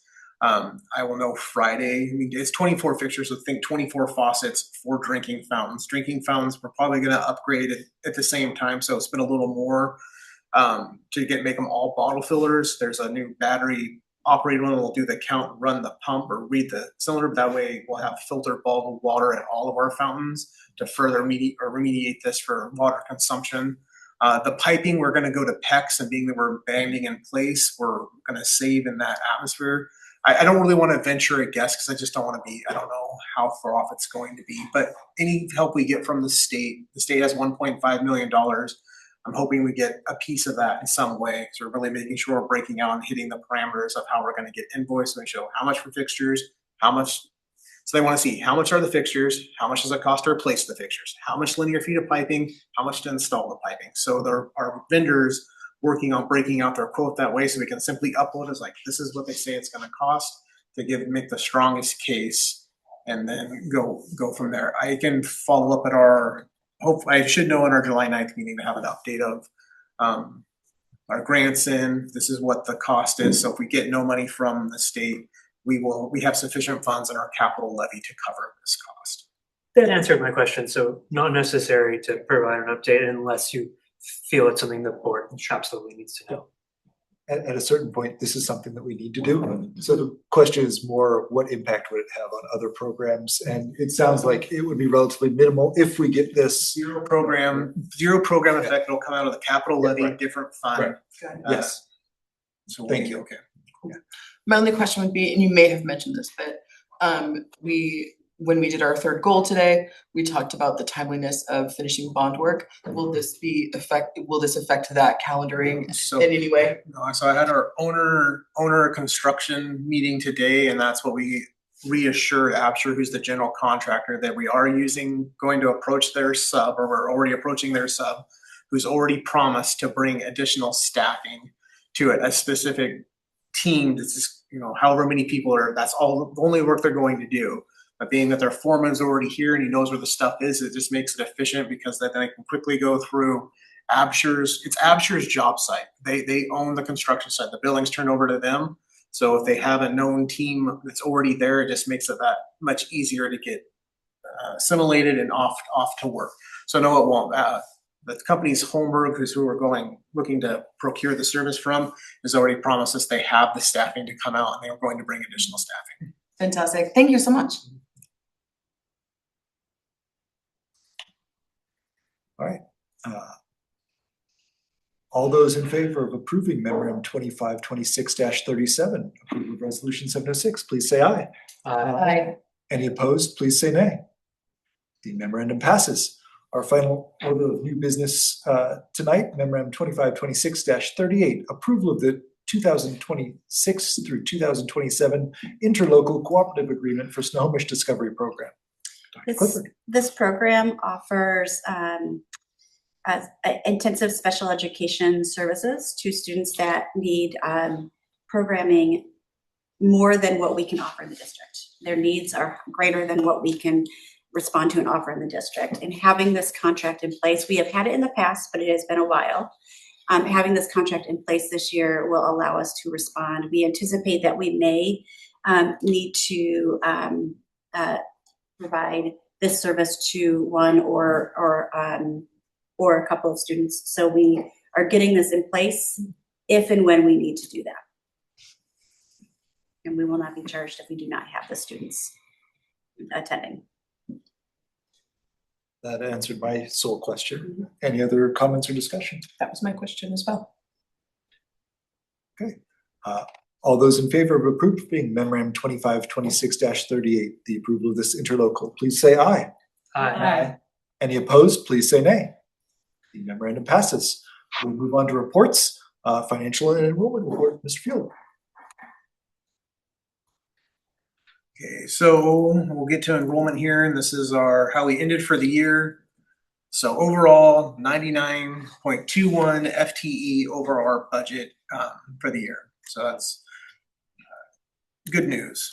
So we'll go down to this is just our trend over time. So that final column is now filled, so we can look at the far right, and that's our average FTE. So where the orange lines higher than the green, higher than the yellow. So it's just that's where we ended overall. So that's final for the year.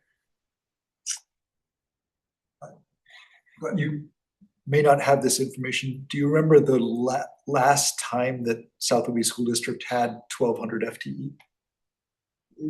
It's before this, so I don't expect that you know that. I'm just curious. I can look back over past reports. I was just curious if you had that information off the top of your head. I don't have that off the top of my head. We can look. I can look that up myself too. Thank you. Enrollment by grade for 10 more times. So the orange bar. This is the same information we see every month, and enrollment didn't change really from May to June. The 100 kids we got are stuck around all year long. This is just the by grade map. You guys have heard me talk enough that I'm trying to power through this. Here's the graph, so we can see we kind of have that uptick. And as we talked in the budget section, is that going to keep going? Is it going to bend flat? We don't know. So we took kind of a conservative route. So it's a little bit less next year, but we'll know in September. Financial report. Here's our graph. 97.9% with encumbrance in the lower right corner. So we still have pretty good capacity. When we were looking about doing budget extension, we were at 99.9%. Some year-end adjustments. I'm feeling really confident we're not going to need a budget extension this year. So everything's looking A-okay there. And I keep working with folks now that school is out to start closing down their old open POs to make that encumbrance number to continue to get smaller and smaller. So we're looking really good there.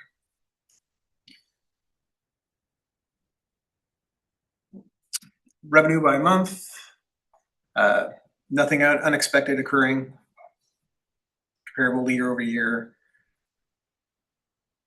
Let's go to the next one.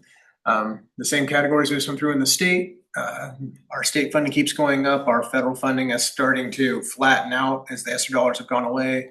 Local support and our interest rates have been good, and our collections at the community center, it's up slightly. Total expenditures is following the blue pretty closely, the blue line before. So again, nothing out of the ordinary or unexpected happened in May. MSOX, as we discussed, jumps all over the place just depending on if we miss the timing when we paid insurance is the biggest thing that makes it jump around. But again, nothing out of the ordinary to report. Payroll expenses, again, mirroring the blue line. So higher because of the step increases that we pay people every year, but really just staying consistent with prior years, just more expensive. Expenditures year to date, down slightly in services compared to last year. Supplies is nearly flat. And then fund balance in May is 22.17%. The statutory budget status report. So in that right-hand corner there, we can see even with encumbrances, we still have $500,000 of capacity. So we're feeling really good that I'm not going to have $500,000 of POs between now and the end of the year. Other funds, everything's according to plan. Nothing out of the ordinary to report there either. And with that, do we have any questions on the month of May financials? Thank you. Thank you. Okay, I'm gonna do this quick. Oh, sorry. Oh, I'm sorry. I have one more. Oh, I'm sorry. No, that's right. You do have one more. So this is related to the contract that we signed with Absher. This is more of an informational, but it has financial impact on the capital side. The very top is the GMP 1 is that first contract we signed with Absher to do the work. The GMP 2 was that second round when we procured all of those items. So the change order that I'm informing you about now is $285,000. It's number 2 because GMP 2 was actually change order number 1. It's just semantics and how it's numbered. So we haven't missed a change order. The items that are on that change order include electrical switchgear that we needed to order between the finalization of GMP 2. So it's here in time for this summer. So while we were negotiating that second contract, I authorized the purchase of that switchgear, the electrical switchgear that's being replaced at the elementary school. So it was here on time. The other big piece of that is the landing of the portables. That's not part of the construction contract, but I used the contractors to get that the power, the alarm, the intercom to make them safe and secure. All of that cost for the portables, that $100,000 number, is all the things related to because there was no infrastructure out there for a portable when we landed it on the parking lot. Mm-hmm. So we had to trench over, and then we had to bring in the fire alarm and then the intercom. So if there was an emergency, they would still be able to be radioed in. So it's a big number, but it's what we needed to get those 4 additional classrooms there. The other items on there are largely if there was an engineering miss that we pick up. And how we can see that is when you look at the very bottom, that's being scrolled down a little bit more, Christy, the very bottom. So allowances are in the contract. So we went through when we were doing GMP2 is like, hey, we think there's going to be water damage in this area. In the contract, we need to put an allowance. So when we run into it, we can use that allowance to fix it on the fly and not have to do to come back every time that we run into unforeseen conditions. Absher's contingency is part of the GCCM process. They have to carry percentage contingency, and that's in there for the same sort of thing that we run another other items, they have a contingency that they can cover those costs if they have labor issues and things that's already built in the contract. If we don't use the allowance or the contingency at the end of the project, we get that money back, but it's in the contract so we can utilize it. Outside of the contract that's not in the GMP number is the owner contingency. That's money that we have in the bank that the district controls and can add things to the project, or we're responsible if the architect missed something and it needs to get added, the owner has to pay for that. And that's what some of the items on this list, it's not necessarily a miss, it just our buildings were drawn in the 80s and sometimes the drawings don't actually match what was built. So as we find those sorts of things, we have to adapt. So that's what those other items are mainly related to. So in total, I've approved $285,000 to go into the GMP, increasing the overall contract to Absher to $61,259,000. The reason we've used The owner's contingency was largely because I ordered the switchgear to get here on time. It's just getting added into the contract, so we did that on their behalf. And then the portables is the biggest thing. So as we go through this process, I will periodically bring this document, because when we approved, I forget when it was several meetings ago, about being the capital projects and being able to make these changes. This is my way of informing you that we've approved these changes. If I go over the owner contingency, we'll have to come back and have a different conversation. But for right now, we are definitely working well within our current allowance and contingencies amongst our teams. So this is more just an informational of we've added this back and an update on how the overall contract with our GCCM contractor Absher is looking. Appreciate the information. Yes. I have a question. So, financially speaking, at least, the bond work is 28% complete in terms of how much we've spent. Is my reading that right? Total updated GMP. Not all of the bond dollars, just the contract with Absher. So we have Okay. so the work that Absher is responsible for is 28% done. Okay. Yet these contingencies and allowances budgets are only 9%, 7%, and 17% spent.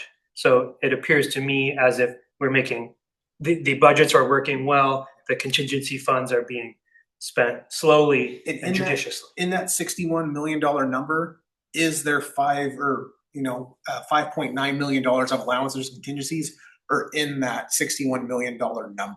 Okay. So if we didn't use any more allowances or any more contingency from Absher and they were 100% done, it wouldn't show that 28% number wouldn't be 100%. It would be $6 million light of that because we have contingency in there that they haven't used. Got it. And that's just the nature of this, how the AIA document for contracting, writing the contract is built, that those dollar amounts live with inside that $61 million number. Got it. Thank you. Yeah, you're welcome. Thank you very much. Now I'll turn over to Dr. Clifford for the superintendent report. So I'm just gonna go to slide 4 really quickly. Thank you, Ms. McCarroll. I'm not gonna go through all this, but these were, and I have a duplicate bus driver send off twice, but these were just all of the end of the year traditions and celebrations and highlights, and I was at all of these. So I just wanted to, and I didn't do pictures because Ms. McCarroll and other people did a really great job of making sure you got those so you could post them on Facebook and other areas. So it was just a wonderful, wonderful end of the school year. And I just wanted to highlight I mean, there were other things, but these were the big pieces. And so I just wanted to highlight that I was able to really enjoy celebrating our students, celebrating our staff, and just getting to see some of the wonderful traditions that Southwood Peak that we have as we end the year. So the next one is you already heard about this, but I just wanted to name our student reps also were awarded the BUSA awards. And then I'm going to go to the next slide, which is just Bond. I don't know why that one picture didn't show up, but you know what? It wasn't very exciting. At the elementary level, they're repaving and updating the walkway to the front to make sure that it's ADA compliant. So that's what that picture was. So it really wasn't exciting. And then this is showing that this is the extension where we are going to be eventually opening up the bus, not the bus loop, but the arrival and the parking lot. It's very exciting. And I want to also manage expectations that there's so much work that we are doing on the inside of the elementary school, and we need a staging area for that. So this is going to be closed off for most of the year. Okay. While our construction crews use this as a staging area. It also allows it to make sure that we are safe and that it is a safer space for all of our students. And so we are going to be chomping at the bit, and it's going to be very exciting when we get this open and we are able to access the full meal deal of our parking structure. And it will be in time. It'll be like our playground, where there will be a lot of anticipation. What you're telling me is that as the parent of a rising 5th grader, I'm not going to get to experience much of this. That's right. That's right. Yeah. Yes. And you can. Yeah. So And then on the next slide, this was our walk today, and there's just so much going on. So this was in between in the middle of that first slide is on the middle of the front, and they just took all the brick down, and that's exciting. The middle one on the top is one of the offices in the main office, and it's primed and ready to be painted. So you can see that they're making a lot of progress. This on the far right, up-hand corner, is showing you the mechanical work that they're doing on the inside to help with the heating and cooling system. And then the bottom is just showing the track and field. I mean, it's pretty impressive, and it's going to take a long time, but as you can see, there's a lot of work being done, and it's just so exciting to see the progress. And they had, did they say 95 people between both of the on-site between both of the campuses working? So they are getting the crews in, and we said this before, but I just want to thank so much Mr. Field and our owner rep, but Mr. Field has really made sure that the construction team have been keeping pace, and then he's tracking all of the pieces that need to be handled there. And then he's been working really closely with our schools and our key leaders in our schools to prepare everybody. And when I tell you, we were shutting down at 10 o'clock, I think we shut down at 6 o'clock, and almost everybody was out by 3 or 4, maybe earlier on Monday, because of all of the groundwork. And not only that, but the sweat equity, because they were also helping to move. You were moving everything, making sure that backbreakers were there. So this went extremely smooth. And then our construction team leveraged, and they stood up and showed up. So as soon as we got out, they got in. And so I'm just really grateful for Mr. Field for all of the work and the tenacity, the detail and the tenacity that he has taken to make sure it looks seamless, but it wasn't. It was by design, and a lot of work, and a lot of other team members were a part of that. But you really just did yeoman's work. So thank you. And I think that's it. I don't know if we can go next. This is just, everything's closed down. Don't go on the campuses. Everything's closed down. Please do not. We have a lot of construction folks. Leave them to their space. Let them do their job.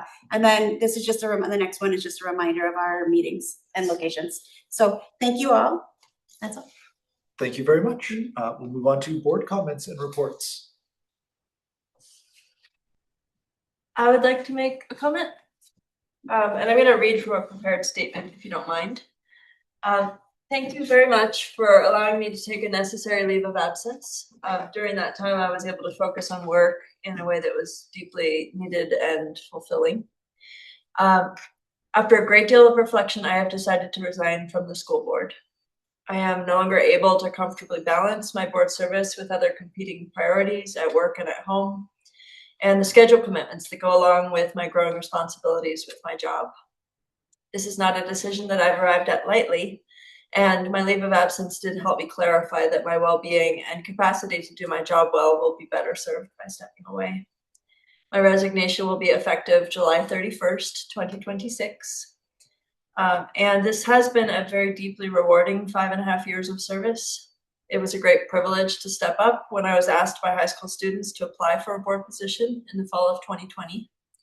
I learned a lot watching our district navigate COVID, return to in-person learning, learn and teach at WASDA conferences, and prepare for the bond work. It was an honor to be supported by voters in the 2021 and 2023 elections to continue to serve. And I'm proud of having helped bring student board representation to the forefront, helping recruit and retain the extraordinary Dr. Clifford, see a positive enrollment trend, and lean into culture of care work with each of you. Doing this work alongside you has made this one of the most rewarding chapters of my life. When I started, I had 2 students still in high school. And since then, I've accepted a new job, gotten married, welcomed a grandson, started law school, and more. School board service has helped me grow into the leader that I am today, and I am deeply grateful to each and every one of you for this time together. I have every confidence that this district will attract qualified candidates to carry this work forward, and whoever steps up will be lucky to work alongside each of you. So thank you, and it's not news that I'm happy to share, but it's needed. Well, I can't say that I'm not saddened by this news. I am very sad to hear of this. I appreciate the warning that you've given to us ahead of time, and the runway that you've given us in the timing of your resignation. As we do, that does start a timer on July 31st of 90 days to replace that. I've learned a great deal from you over this time. But beyond all of the board work, I've enjoyed getting to know someone I went to high school with a great deal more. And I treasure that reconnection. So thank you very much, both in your role as a fellow board member and as a friend. Thank you. Well, I didn't have a board report planned, but I just want to, now that you gave yours, I just want to thank you for your service and for how much I've learned from working with you. And I also want to compliment the way you modeled just not getting spread too thin and recognizing when you needed to step away from something, even if it meant not being able to do something that you're passionate about. I think it's great to model that. As much as I'm going to miss working with you on the board, I'm glad I'll be able to see you in the community and see you continue your success in your other professional goals. So thank you so much. Thank you. +1 to all that. And I'm just remembering 2020 because I was appointed in August of 2020. And one of the first times I met some of you, I had met you briefly in other formats, but first time we actually got to spend live together was graduation 2021. And I just remember, you know, one of my first thoughts was, wow, they're all so tall. And so it's been such a pleasure to work with you and get to know you and have amazing discussions, both, you know, in this work and outside of this work. So thank you for your service. Agree to everything everyone else said. And Marnie, I really enjoyed getting to know you on the board. I've enjoyed learning from you, working with you. Thank you for going to pony camp with me. And I hope that you having more time to do fun things means you'll still go to pony camp with me. Thank you. Even though I know you can't go this year. But it's been a pleasure working with you, and I know we will see each other in many other spaces and places, but I'll miss seeing you on Wednesday nights. I know I'm a little bit out of order here, but I do want to thank you for being here this year and for staying with me through my first year. It has been a pleasure to be with this whole entire board, and I really appreciated your leadership, your support, your guidance, and just working alongside of you and learning from you. Thank you. Are there any other comments or reports from the board? This meeting is adjourned. Thank you. Good night.